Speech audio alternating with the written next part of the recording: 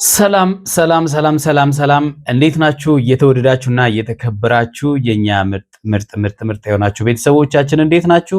ሁሉ ሰላም፣ እኛ ጋር ሁሉ ሰላም ነው። ፈጣሪ የተመሰገነ ይሁን። ዛሬ ዳግም ከስንት ቀን በኋላ ተመልሰን መተናል ማለት ነው። የኛ ውድና ውድ ፍቅር የሆናችሁ ቤተሰቦቻችን በጣም ይቅርታ እንግዲህ እየጠፋን ነው። ኤሚን ይዤ እመጣለሁ ብዬ እኔም በዛው እየጠፋው ተቸገርኩ። ይቅርታ እንግዲህ ይዤ ለመምጣት ነው እየታገልኩ ያለሁትና ትረዱኛላችሁ ብዬ አስባለሁ። ብዙዎቻችሁ ኤሚ የት ሄደች ለምን አትመጣም እያላችሁ ነው። ባለፈውም እንደነገርኳችሁ እንግዲህ ኤሚ መምጣት ያልቻለችው ያው ጩጮቹን ይዛ ነው፣ ስላልተመቻት ነው። ለዛ ነው እየመጣች ያለው ነው። ግን በቀጣይ ትመጣለች ብዬ አስባለሁ። ያው ብቻችንን ስለሆነን ነው፣ አጋዣችንም ስለሌለች እህቴም ደግሞ አልመጣችም። ሰሞኑን ትመጣለች። እንግዲህ ድጋሜ በጋራ በሁለታችን ማህበር ላይ አንድ ላይ ሆነን ወደ እናንተ እንመጣለን ብዬ አስባለሁ። ግን ስለምታስቡን የት ሄደች ብላችሁ ስለጠየቃችሁ በጣም ደስ ብሎኛል። እውነት ለመናገር እንደዚህ ያሉ ፍቅር ቤተሰብ ስላለንም በጣም ደስ ብሎኛል። በጣም እንወዳችኋለን ቤተሰቦቻችን። እንግዲህ ዛሬ በአንድ ቪዲዮ ወደ እናንተ መጥቻለሁ። በጣም ባስገራሚ ቪዲዮ ነው። ሰሞኑን እንግዲህ እና ሃይሚና እና ብሩኬ ቤት በጣም ደስ የሚሉ ነገሮች እያየን ነው። በጣም ደስ ይላል። በዚሁ ቀጥሉ። በመሀላችሁ ምንም ነገር እንዲገባ አንፈልግም። ከምንም በላይ የተረጋጋ ሁኔታ ላይ ነው ያሉት። እንደምታዩት ደስ የሚል ነገር ነው። ምንም ስለ ጭንቀት ልነግራችሁ አልፈልግም። ግን ያው እንዳልኳችሁ አንድ መልእክት ብቻ ነው። እሱም ጥንቃቄ ማድረግ እንዳለባቸውና እዩ ወደ አዲስ አበባ ለመምጣት እየተዘጋጀች እንደሆነና ዲኤንኤው ካልተመረመረ እያለች ነው። አሁን ደግሞ ሃይሚን ባለችበት ዲኤንኤው እንዲመረመር የሚል ሀሳብ ስላነሳች የመምጣት ሀሳብ አላት። ምንድነው ብሩኬና ሃይሚ ምንም ነገር ቢመጣ መሀላችሁ ክፍተት እንዳይፈጠር ይህንን ሰላም ማስቀጠል አለባችሁ። ሰላማችሁን ስላየች ነው በዚህ ልክ እሷም እንቅልፍ ያጣችሁ ብዬ ነው ማስበው። ስለዚህ ሰላማችሁን መጠበቅ ያለባችሁ እናንተ ናችሁ። ጥንቃቄ አድርጉ ለማለት ያክል ነው። ሌላው እንግዲህ ዛሬ ብሩኬ በሚገርም ቪዲዮ ፕራንክ ተደርጓል። ሃይሚ እንግዲህ ብሩኬ ምን ይሰማዋል አጠገቡ በፈሳ ምን ይሰማዋል ብላለች። ያው ፈስ በነገራችን ላይ እኛ ኢትዮጵያኖች አበሾች ምንድነው የሆነ ምንድነው ፈስን ከነውር ጋር ነው የምናያይዘው አይደለ? ነውር ነው ሰው ሲፈሳ እንደ ነውር ምናምን። ግን ደግሞ ተፈጥሮ ነው። አንዳንድ ጊዜ ደግሞ ተፈጥሮን አንዳንድ ሰዎች ከአቅማቸው በላይ ይሆናል። ከህመም ጋር የተገናኘ ሊሆን ይችላል እና ያው የምንፈሳበትን ቦታ መለየት እንጂ ፈስ ኖርማል ነው ብዬ ነው የማስበው። ግን ያው ለምንድን ነው መሰላችሁ ፈሱ ላይ ሳይሆን መፍሳቱ ላይ ሳይሆን ያለው ሽታ ላይ ሰዎችን የሚረብሽ ነገር መኖሩ ነው እንጂ ሌላ ነገር ያን ያህል እንትን የሚል ነገር አለ ብዬ አላስብም። ሰው ውስጥ የማንፈሳው ለዛ ነው። ብቻችንም ስንኖር ያው ሽንት ቤት ገብቶ ምናምን አየር መውሰድ ማለት ነው ይቻላል ብዬ ነው የማስበው። ግን ደግሞ በህመም ደግሞ ሊፈጠር ይችላል እንደዚህ አይነት ነገሮች ማለት ነው። አንዳንድ ጊዜ ሆዳችን በጣም ተነፍቶ የህመም ስሜት ካለ የግድ አየር ሲሆን ማለት ነው በአየር መነፋት አለ አይደለ? አንዳንድ ሰዎች በተለይ ጨጓራ ታማሚ የሆኑ ሰዎች ሆዳቸው በጣም ይነፋል በአየር ማለት ነውና የጨጓራ አይነቶቹ ራሱ ይለያዩ። ለምሳሌ የአንዳንድ ሰው ጨጓራ ሆዱን ይነፋ ነው የሚያደርገው። ያንዳንዱ ደግሞ የማቃጠል ስሜት ነው ያለው። የተለያየ ህመም ስላለው ማለት ነው። የህመም አይነቶቹ ይለያያሉ ጨጓራና። አሁን ለምሳሌ ሆዳቸው የሚነፋ ሰዎች የግድ ሰላም ለማግኘት መፍሳት መቻል አለባቸው። ያው እንግዲህ ምንድነው አንዳንዶች እግራቸውን ብድግ አድርገው ላጥ እንደሚያደርጉት ሳይሆን ከአቅማቸው በላይ የሆኑ ሰዎች እንግዲህ ዞር ብለው ድምፅ ባሌለው ሳይለንት አድርገው ይፈሳሉ ማለት ነውና እንደ ውርደት የሚቆጠረው ያው እኛ ጋር እንደ ውርደት ነው የሚቆጠረው አይደለ? ግን ደግሞ እንደዛ ነው ብዬ አላስብም እኔ። ፈረንጆች ችግር የለባቸውም፣ ጣጣ የለባቸውም፣ ኖርማል ነው ኔቸር ነው ብሎ ስለሚያስቡ ማለት ነው፣ ተፈጥሮ ስለሆነ እንደዛ። ግን እኛ ጋርም ያው የዞር ብሎ ሰው ማለት በነገራችን ላይ እኛ እንለያለናል። እኛ አበሾች እውነት በስነ ምግባር እኮ እንለያለን። የምሬን ነው። ኢትዮጵያኖች በተለይ በቃ እንደዚህ ያሉ ነገሮች፣ አስነዋሪ ነገሮች ሰው ፊት ላለማድረግ በጣም ነው የምንታገለው እና በጣም ደስ ይላል። እና ሃይሚ ዛሬ ብሩኬ ምን ይሰማዋል የሚለው ነገር ያው ብሩኬና ሃይሚ ሰው ሲተዋወቅ ማለት አብሮ የሚኖር ሰው ያናል እንትን ይላል ብዬ አላስብም። ግን ደግሞ ለዛ ሰው ይጨነቃል። ቢሆንም ግን ደግሞ ያናል ይፈራራል ብዬ አላስብም። ሃይሚ እንግዲህ የተጨነቀች አስመስላ ነው ብሩኬ ፊት ፈሳስ መስላ ድምፆችን እያሰማች። ብሩኬ የሚሰማው ስሜት ምንድን ነው? ይደነግጣል ወይስ ምንድን ነው? እንደውም እኔ በዛሬው ቪዲዮ ውስጥ እንደውም ሪላክስ ነው ያደረገው ማለት ይቻላል። እየገረመው ነበረ እና እንግዲህ ሃይሚ በሆነ አጋጣሚ ፈስታ ደንግጣ በዛ ድንጋጤ ምክንያት ሰው ፊት ፈስቼ አላውቅም ብላለች። ያው በልጅነት ያለ ነው ሰው ፊት ሳናስበውም ያመልጠናል አይደለ? ልጅ ሆነን ዛሬ ቡርኬ የሚፈተንበት ነው። ትላንትና ቡርኬን ፈትነውት ነበረ። ማነው ሃይሚ ፈትነዋት ነበረ ከሚፍታና ቡርኬ መኪናውን ለመሸጥ ምናምን በሚል ፈትነዋት ነበረ። ዛሬ ደግሞ ቡርኬን ትፈትነዋለች ማለት ነው። ቤተሰቦች ለዚህ ቤት አዲስ የሆናችሁ ቻናላችን ሰብስክራይብ አድርጉ። ሰብስክራይብ ያደረጋችሁ ደግሞ ላይክ እና ሼር ልታደርጉ በትህትና እንጠይቃለን። እስቲ ወደ ቪዲዮ እንሂድና ሀሳብ ስጡበት። እናንተ ብትፈሱ ሰው ፊት ችግር አለው ብላችሁ ታስባላችሁ? የእናንተ ስሜት ምን ይመስላል? ኮሜንት ላይ ጻፉልን። በልጅነቴ ካስደነገጠችኝ በኋላ እኔ ፈስቼ አላውቅም ሰው ፊት። ብፈሳም ለብቻዬ ሰውን ምናምን ነው እንጂ ያው ማይፈሳ የለም በሚለው ነው። ዛሬ ግን እስኪ ፊት ለፊቱ ስፈሳ ምን አይነት አመለካከት ይኖረዋል? ማይፈሳ የለም እውነት ለመናገር ማለት ነው። ምክንያቱም ሰው ሆኖ ሰው ምግብ ይበላል ምናምን በቃ ማንም ሰው ይፈሳል። ግን ደግሞ ሰው ፊት አይደለም።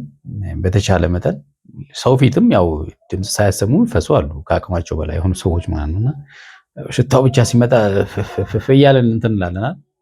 እንደዛ ማለት ነው። እና ያው ስሜቱን ለማወቅ ያክል ነው የሚለውን ለማሳየት ነው። ስፈሳ ስላችሁ ደግሞ ሪል አይደለም። እሺ የምፈሳው እዚህ ጋር ማለት ነው። ተፈጥሮን ችግር የለውም። ፊት እኮ ምን ችግር አለው? ይሄ እንዳለና በተቻለኝ አቅም እንዳያየኝ እያደረኩኝ ይሄን ሳውንድ ብቻ ነው የምከፍተው ማለት ነውና አንዳንድ ይሄን ሳውንድ ለመክፈቱ ራሱ መከራን ይበላችሁ እውነት ለመናገር ሃይሚ ማለት ነው። በጣም ምክንያቱም እሱን እያዘወረች እያለች ላይ ሰዎች ደግሞ በሚግባቡት ሰው ፊት ካልሆነ ምንም የፈስ ድምፅ አሰሙባቸውም። ግን የሚግባቡ ከሆነ ችግር የለባቸውም። አዎ ሰዎች ሲግባቡ አንድ ላይ ሲሆኑ፣ ለምሳሌ ሃይሚ ያነሳችው ነገር አለ። ባልና ሚስት ምናምን ሲሆኑ ችግር ኖርማል ነው እውነት ለመናገር ማለት ነው። ምክንያቱም ተፈጥሮ ነው በቃ እውነት። በተለይ እንደዚህ አይነት ነገር ቀላል የሚሆነው ለወንዶች ነው። ለሴት ልጅ ግን በጣም በቃ እንደዚህ አይነት ነገር የሚያስጠላ ነገር ነውና ግን ለምን እንደዚህ እንደሆነ ነው ግራ የሚገባኝ እንጂ እኔ ማለት በቃ ወንድ ወደ ሴት ምንድነው ልዩነት አሁን እዚህ ጋር ማለት ነው። አዎ ልክ ነው። እንደኛ ሀገር ለሴት ልጅ አሳፋሪ ተደርጎ ነው የሚታሰበው። ለወንድ እዚህ ጋር ብቻ ነው የማይመቸኝ እውነት። እንዴ ሴትም ወንድም ሰው ነው በቃ ምግብ ይበላል። ምን ልዩነት አለው? ለወንድ ማን ፍሳ ብሎ ፈቀደለት? ለሴት ማን እንዴ ነው? ልክ አይደለም እውነት። ቢስተካከል ይሄ ደስ ይለኛል። ውርደት ነው። ሴት ልጅ ብዙ ጊዜ ጥንቁቅ ነች። ነገሮችን አትዝረከረክም ማለት በቃ መርሳት ብትፈልግ እንኳን ትቆጠባለች። ዛሬ እኔ ሴቷ እስኪ ስፈሳ ወይም ፈሴ ሲያመልጠኝ ምን ሊል ይችላል? እኔ እንደውም ያሰብኩት እንደዚህ ያለ።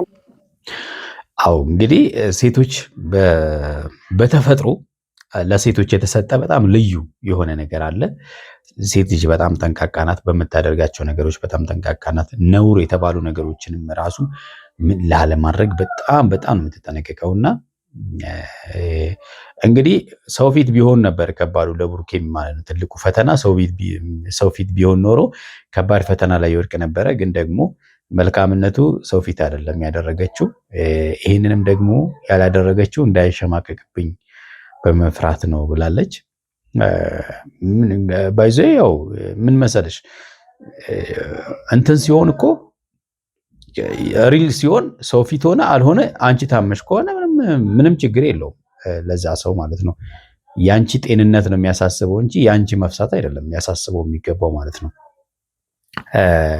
አንድ እናት ነበሩና ሲነግሩኝ የሚገርማችሁ ነገር አከራይ ናቸውና ባለቤታቸው ስላደረጉላቸው ነገር ሲነግሩኝ እኔ በጣም የሳይነስ ታማሚ ነኝ አሉና ያ ይጥለኝ ነበር፣ መተንፈስ ያቅተኝ ሁሉ ይጥለኝ ነበር አሉና እኔ ታምሜ በቃ ስወድቅ ማለት ነው አየር አጥሮኝ እኔ ስወድቅ በጀርባው አዝሎኝ ወደ ሐኪም ቤት ይዞኝ ሲሄድ በጀርባው ላይ ሆኜ እሸና ነበረ እና በጣም በቃ ራሴን እንትን ስል በጣም ደነግጥ ነበረ ምናምን ነገር አሉኝ እና ከዛ በጣም ስሳቀቅ እኔ እሱ ምን ይለኛል፣ ምን ያሳቀቀሻል እንዴ አንቺ እኮ ወደሽ ያደረግሽው ነገር አይደለም እንዴ ምን ማለት ነው እንዴት እንደዚህ ታስቢያለሽ ምናምን ብሎ እኔን ይቆጣኝ ነበር እንደው መልሶ እና ለኔ በቃ ከምንም በላይ ነው በላይ የነገሩኝን ነገር መቼም አረሳውም እና ባልና ሚስት ሲሆኑ ደግሞ በዚህ ልክ ነው ስለ አንቺ ጤንነት እንጂ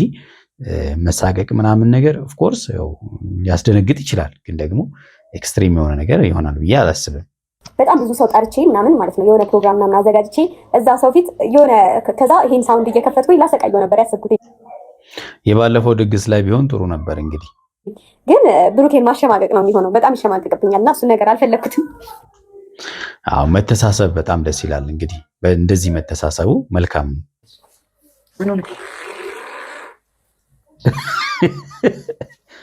ሳይስማት ገና ነው እንግዲህ ፈሱን የሰማው የማይሸትስ ፈስ ማለት ነው።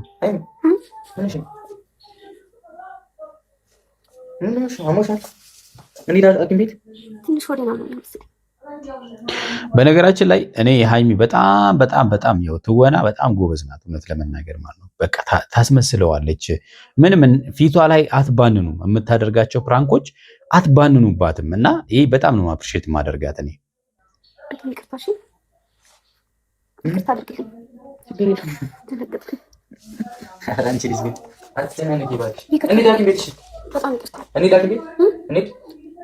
ሸርተቴ ነው መሰለኝ አላውቅም ምን እንደበላኝ።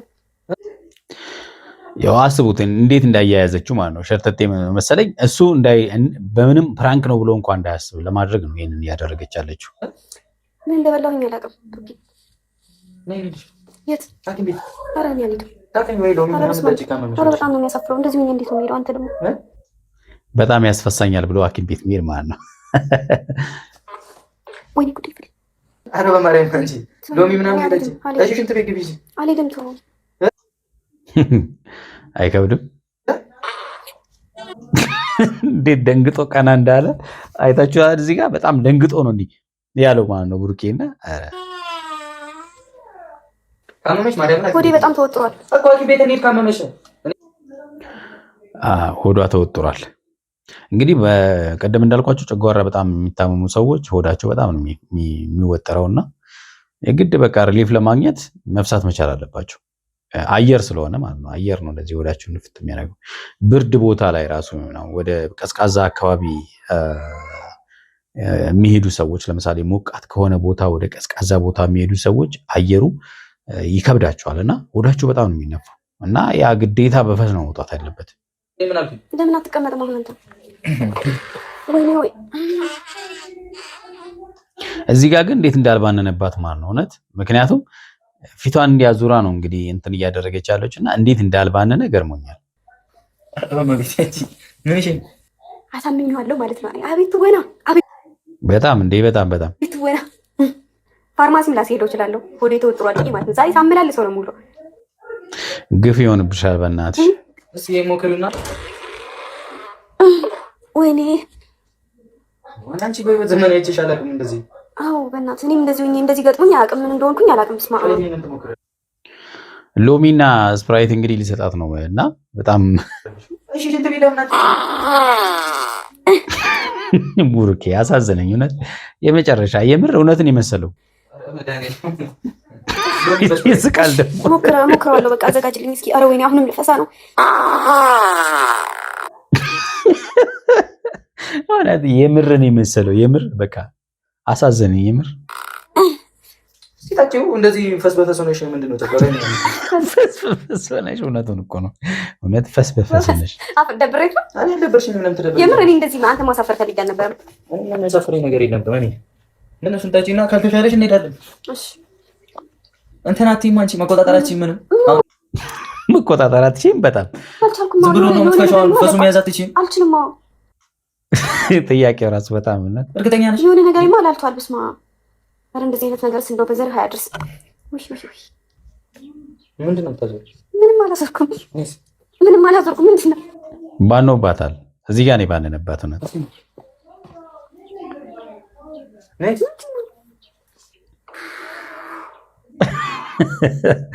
ኧረ ብሩኬ